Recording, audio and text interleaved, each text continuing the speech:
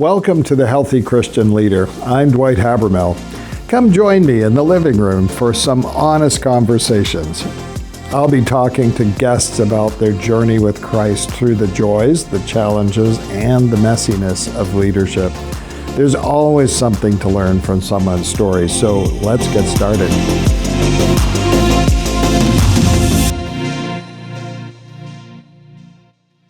Welcome, friends, to the Healthy Christian Leader podcast. And my guest today is the lead pastor of the Halifax Metro Vineyard, Larry Levy. Larry, we've been friends a long time. We have been. We've journeyed along. Sometimes we've seen one another up close, and other times we've been at a bit of a distance. But I've admired you. I appreciate your leadership and your friendship. And from the early days of way back in another century, in the 1980s, we'll just say, from the days of when I was serving at the Liverpool and Brooklyn Baptist churches, you were at Port Mattoon, and a student at Acadia would get together, and it was great. But these days, you are leading the Halifax Metro Vineyard, which you've done for, I believe, more than 30 years. Is that correct? Yes. Wow. Yes. Yep. And I know that these are days when you are pivoting, to use your word. Tell us a little bit about that. Yeah, well, it's great to be here. I mean, this is a joyful thing to do with you, Harry, a very easy thing to do because we've known each other for a long time and these are the passions of our lives, right? So we've known for about the last 5 years that around this time we would probably pivot. So we've talked to our leadership team and the Lord has done a marvelous thing by bringing Mike and DJ Prosnick, who I've known for 20 years or so. To us, and they're on part-time with us right now, and in January we'll be full-time, and so I'll take a sideways pivot. We'll stay with the church, which is good with Mike and DJ and the whole church. We'll move back, give them some space, and I'll continue to do some leadership development, and also we're involved in Africa a lot, so I'm a partnership. Tell us a little bit about that, because I know you are leading that whole area, partnership coordinator for Africa. Yes, it's just been a wonderful invitation from the Lord for about 20 years, being involved in Rwanda and Burundi, and now a lot of the countries, both north of there and south of there. And so we've seen schools develop there and churches develop there and young leaders raised up. And our whole church is involved, and it's given us such a joy to be linked up to. There's nothing like being linked up with our African brothers and sisters to reveal, the joy of the Lord and what they go through, and they're going through an awful lot in everyone in the country right now.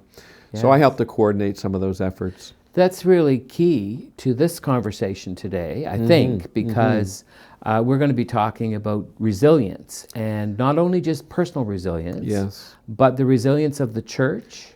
And so that church, those churches can inform and help us, I think, in terms of things that we need to grow in as well. But Larry, tell me a little bit about, let's start personally at first, and then maybe we can branch out and talk a little bit further about resilience in the church, but as a leader, because we know we're looking back on decades of ministry.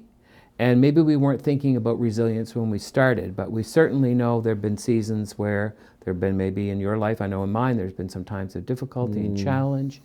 How have you developed resilience in terms of, or how has the Lord developed that in you, I guess is a better question, but what have been the pathways of developing the strength, the resilience to keep on keeping on, both as a Christian, as a leader? Yeah, it's a great question. I think there are things that we've always done, like taking a regular day off, like a real day off. And Karen and I would try to have the practice of saying, okay, we are not going to talk about church stuff today. And if one of us starts to, we just give each other the look. Right? Yeah, right. And we can talk about anything else. And so that's a very, very helpful thing. Of course, there's been so much more been writing about Shabbat, Sabbath, for church, Sabbath for a couple, Sabbath for individuals. So there's lots of good resources out there. Is that something you've come across in more recent years, or is this something that, like early on, you'd had that one day, but in a way that was like... I think early days people would say like, well, remember to take your day off. Right. And then over the years, you'd start to go like, no, there's something God has put in the rhythm of the land, the earth, the tides, the ocean, in animals, in the human nature about rest and about pulling back. And so it's been a gradual thing for us, and now it's a delight, of course. So, having a Sabbath, having simply, like, if you're married, of course, a date night. Yeah. Right? I mean, we never had a whole lot of money, especially when we were church planting and so on, but we could tell you where the deals are in Halifax, 2-for-1s, and what meals you can share, and don't order the soft drinks, because that's going to double your price. Right. And go to a cheap night during the movies. Don't buy your food there. We've probably got a whole book about Sounds like you could write a book about I think this. I could about date night. Right. People say, well, it costs so much. I said, let me tell you what we spent the other night. Right. So there's always ways just to energize. But you were intentional, though. We had to be intentional, because if you're not intentional, it'll never come. Right. Sure. So resilience, we couldn't go into it all now, but back in the fall of 2016, yes, I did hit a wall. Okay. And this is after having done pretty good with Sabbath, and I had several 3-month sabbaticals with the church and away. But I had to take a total of 9 months off. Okay. Now, people told us during that time, you're not going to survive, the church is not going to survive. And it was almost like 6 months medical leave and 3 months sabbatical. Okay. And our church, really stepped up to the plate, taking care of things. And some of it was not so much burnout, because that's from overwork, I think. But it was a different kind of spiritual pressures that we were facing in the church. Some of our congregation was not aware of it. I don't think I was aware of the full extent of it, where I came to the place, even after doing the spiritual practices, of saying, I don't think I can do anymore right now. Okay. And the wisdom and the maturity of the leaders around us, who just didn't call a board meeting and say, we need somebody else. Right. They came around us, and they worked out a plan with us. Beautiful. So I know that you can do everything that you think you should, and you'll still can go through and hit a wall. This is really helpful, because, again, honesty, transparency, helping people to realize you do what you can. Yes. But then there comes a time when maybe you're called into rest, stepping back. Yes. When you face this, could I ask you, did you have other people who also recognized or said, Larry, maybe you might need to take a step back for a period of time? Yeah, that's right. I can remember the time when people called, like almost a meeting that night, a prayer meeting of 20 of us, and there were some young people there and some of our good friends, and I talked, and they came up with a plan, and what came out of that is that even one of the young people said, this is interesting, this shouldn't happen in a week, this shouldn't happen a month, it should happen tonight. Okay. Right? Okay. This should be an immediate thing where you just take your hands off everything and let us step in. So probably for another conversation is the whole area of mental health. Yes. So Karen and I both struggle with mental health, and in various ways, and so that's part of the resiliency thing. And back to the know yourself. Yes. Right? Yes. So for me, because I have struggled a fair amount with depression and a mood disorder, that took a long time for me to recognize what that is, the things that I could do to help me. Right. And even the simplest thing, like years ago, we used to talk about time management. Yes. And all the things about time management. Right. Then I started to read about energy management. Oh, that's good. Right? So there's whole books now on energy management to know that you're doing what you need to be doing, according to often the energy that you have. So don't waste your good energy on emails. Right. Have your best time with the Lord and with key conversations, or creative times. Right. It's hard to be creative if you're tired. So that's been very helpful. Like resiliency, knowing yourself. Right. So yeah, this is a huge thread here. It is, but what I'm hearing, and I don't know how far to go here with. Well, that's all right. But what I'm hearing is, in the resilience piece, there's two things that really have come to mind. Well, there's three. The first one would be you grew in your own self-understanding, and that self-understanding also came to the place of acceptance of this is my reality. I have a reality that's going on here. This is my reality. Second thing that really strikes me is your spouse also recognized with you and stood with you through this and understood. But you also developed a relationship with those you were serving, who you allowed them to love you. Well, and I was thinking about this thing today. I would call it the advantage / luxury / whatever, that we were part of forming a church together. Right. So we were part of a community where I was different times co-pastor, associate pastor, worship pastor, children's pastor, church planting pastor, missions, and so on. And then a couple of years later stepped into the lead role. Right. And so in the way we had developed, I could have a fair amount of say with the other leaders as to who were going to be the leaders, who was going to be the board, who were going to be the leaders around us, right? Which is very different than someone coming into a church, which has a 200-year history. It might be a great history, it might be a troubled history. All of a sudden, you're in a leadership position where you have board and leaders around you. You don't know them yet. They're unknown to you, and they don't know you, and vice versa. And you know how this works. There's probably a few people that you could trust really well, and that's going to take some time to know that. So I had that advantage where we had already developed the lifestyle of vulnerability, transparency among leaders, where they knew the honesty in which I was sharing. And then we had a track record of trust.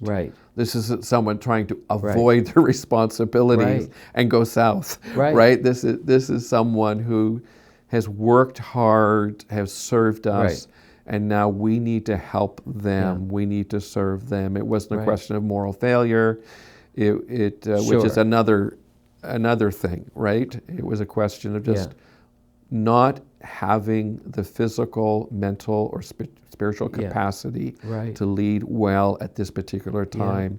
And we want to think about that because we want to go farther together again. I love it. I just think this is a great conversation. And, a lot of us as leaders are much more comfortable serving and giving. And there's just this thing in us that we want to do it. But to cultivate the ability to be served. It's hard. Like Peter says to Jesus, are you really going to wash my feet? Right. So when but you as a leader allowed your people to love you and take care of you. It was hard. I'm thinking. I was hard. I'm a responsible person, like many of us are. We grow up being responsible, helping our fathers, helping our mothers, doing a task. Almost feeling guilty if we're not doing something. So when you get to the point saying, I can't do the thing I'm supposed to do, and I don't want to overburden other people, that's always been a thing with me, probably to a detriment, because sometimes I would be slow to delegate. Because I know their lives are busy, and I'll just do it. I also know you that you are a very multi-talented individual and a multi-gifted individual. I say multitasked. Well, I think you're very talented, and I think that when we are, and we can do a number of things, we just want to do it. We just carry on. Absolutely. But you allowed people to serve you at a point of your need, and that says to me that shows huge maturity. That you were ready. Now it wasn't easy, I'm sure. but you were ready for that. Larry, we could go down this path and talk the whole time about this. Yes. But I am interested to know from your observation, in terms of building resiliency in the church. Now, you've already said you've developed a culture of vulnerability and transparency in the church. That in itself is going to build resiliency, I believe. think so, yes. Because it's honest. Yes. And you talked earlier about these young people who came back from the OneCon, and they were sharing. Like there's a freedom. It's a safe place. You've developed a congregation, a safe place. And that to me will be... I think so. Exactly. Yeah, that takes work. It does. It's the same for a marriage. Yeah. It's the same for a corporate business environment, like the place of safety where people can share. And I think at the Vineyard, over the years, we've developed that so someone can... I mean, it happened 2 weeks ago, and Mike was preaching. I was there just... saying, go for it. He was doing such a good job, and no condemnation from Romans 8, and it was good, and he was waiting for the worship leader to come up, and I just said, Mike, maybe some people have some things to share. Yeah. Like we can do those kind of things. Right.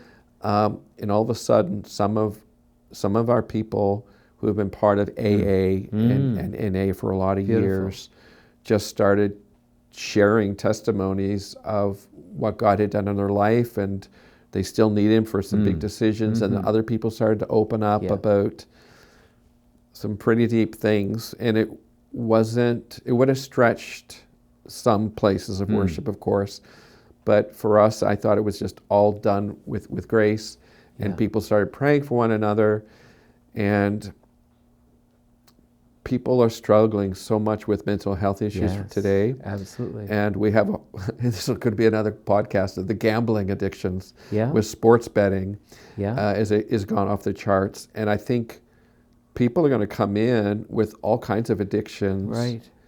And they need to find a place where people recognize their own compulsiveness and are dealing with their own stuff, because it's only then we have grace for others. Do you think... I'm not a psychologist. I'm an observer of human behavior. Yes. And my own, I guess. But as I listen to you, sometimes you might get the impression that resilience means that you can face whatever on your own. But what I'm hearing is, and I happen to believe this, that my resilience, maybe your resilience, it has been strengthened and supported through being transparent, the vulnerability, developing a culture of one anothering in your church family so that we're resilient together. Does that seem right to you? Oh, absolutely. And it's what we're talking about is countercultural. Right.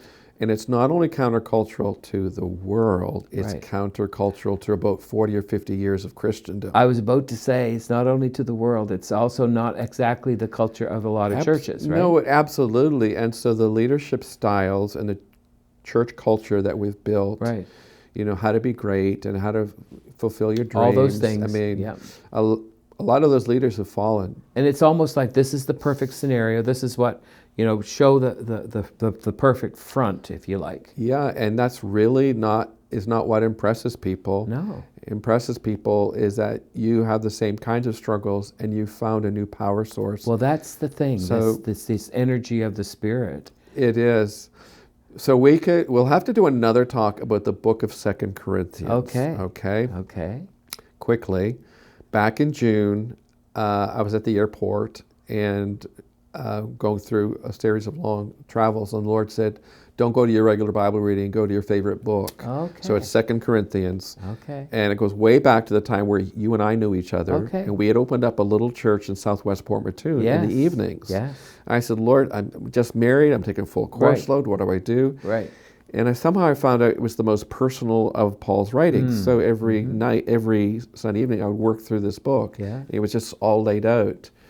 And so I started going into the 246 verses of 2 Corinthians. I'm in a deep dive of 6 months. That's all I'm reading. Yep. And one of the themes, as he is wrestling with the people of Corinth and his own personhood, that they have kind of rejected right now, even though he founded the church, was this whole thing about weakness.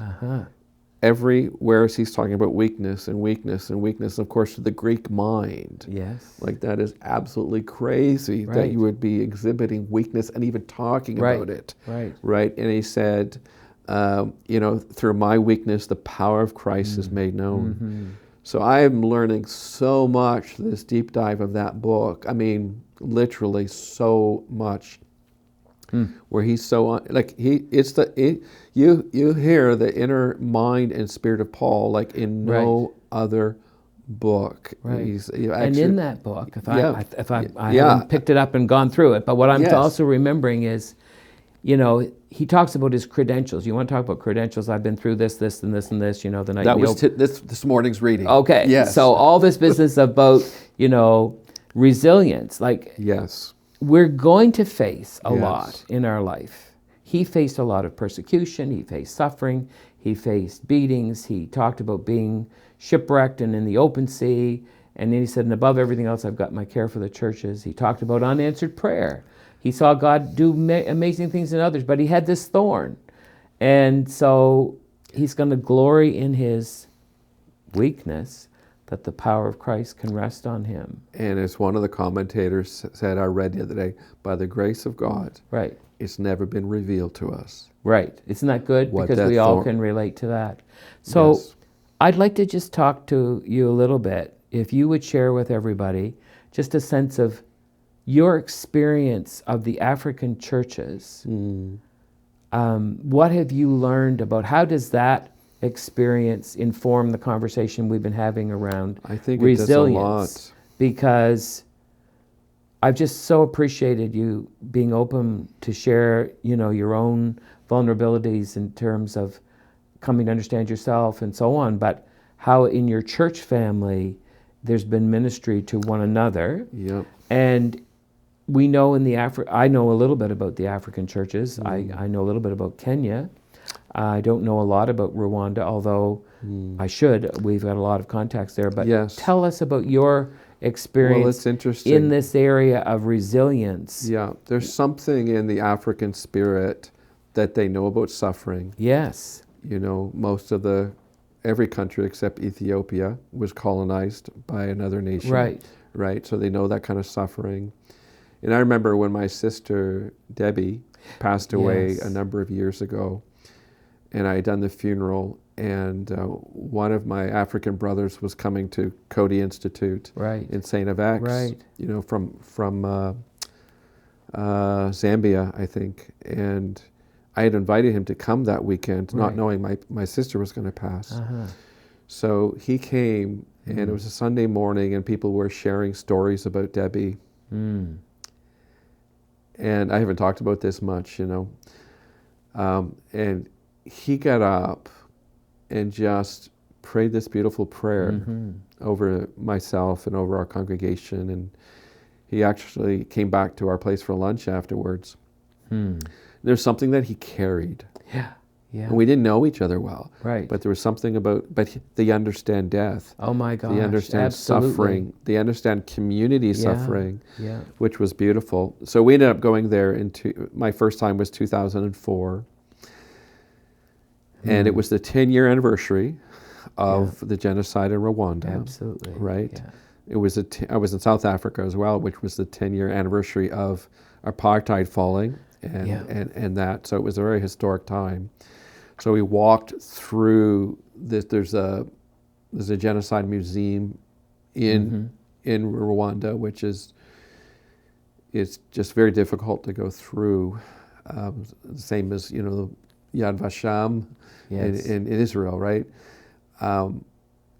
The president of Rwanda has shut down 80% of the churches this last year, ours including. Even though we've done so much work there, so they're not allowed to meet on Sundays, which is heartbreaking for the African soul. And yet somehow they're trying to find other little ways of connecting, and keeping their spirits up. So they roll with the punches a lot more than we do. Right. So our pastors in Burundi. He's he's from Rwanda, and they have a large church there. Mm-hmm. He lost 86 of his relatives during the genocide. Yeah. So, when you're sitting down and hearing these stories, and you're saying, well, last Sunday morning, someone didn't like my sermon, you're going like, that doesn't have... That's pretty small compared to what you... So it balances things. It balances things out. Exactly. To know, like, what really should we be about. Right. I don't know if that makes sense at all. But it does. That's helped me a little bit in my resilience. It does. And the thing, I know we don't have a lot more time. We could talk... This could be another section. Sure. Yeah. But the whole thing of...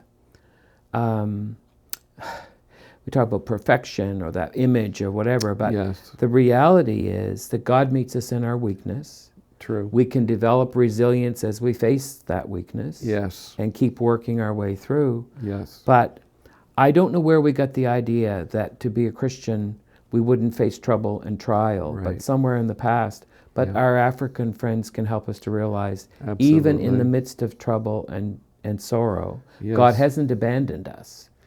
Yeah, exactly. And for the last 3 years now, we've come into contact with Iranian Christians coming through Turkey. We're helping them to come to Halifax. Beautiful. And from the youngest to the oldest, they've all had prison time. Wow. And again, that's influencing our congregation. The persecuted church, that's another part of it, how we need to connect there because it puts things into reality. Yeah. Jesus said, in this world, you will have trouble, tribulation. Be of good cheer, I've overcome the world. Yeah. And how do we, and we can't get into this much more today, but how do we begin to even understand, is this the world we're living in? Yes. And God meets us there and keeps moving us through and will strengthen us. It's true. I'm helping our young people do a junior alpha, youth alpha right now. Yeah. And I saw that on Facebook, actually. Exactly. It's and exciting. Exactly. And some of them have given little invitations to their friends. These are 13-year-old kids. Yeah. And they came back saying, Larry, you wouldn't believe it. Some of them just crumpled it up and threw it to the floor, and they said, you church thing. Yeah. And they were so disappointed. And they came back. I felt like Jesus when the disciples came back. And I said, that's so good. I said, you're realizing right now that this is what we're talking about. Yeah. It's hard to do this sometimes. It is. It's a challenge. So it was a little illustration, but I didn't feel bad for them. I just felt like it's all good. That's really good. Friends, it's been my privilege today to visit with my friend, the lead pastor of the Halifax Metro Vineyard, Larry Levy. Thank you, Larry, for coming in to the Healthy Leader podcast. Thanks, Harry. God bless you all. Later. Well, thanks for joining this conversation. I trust that you were encouraged and challenged by the stories and experiences that were shared today. Would you join us next week? You can find new episodes weekly in video form on the Aaron Ministries YouTube page and in audio form wherever you get your podcasts. Aaron Ministries is an interdenominational network of friends in ministry with a mission to foster healthy Christian leadership.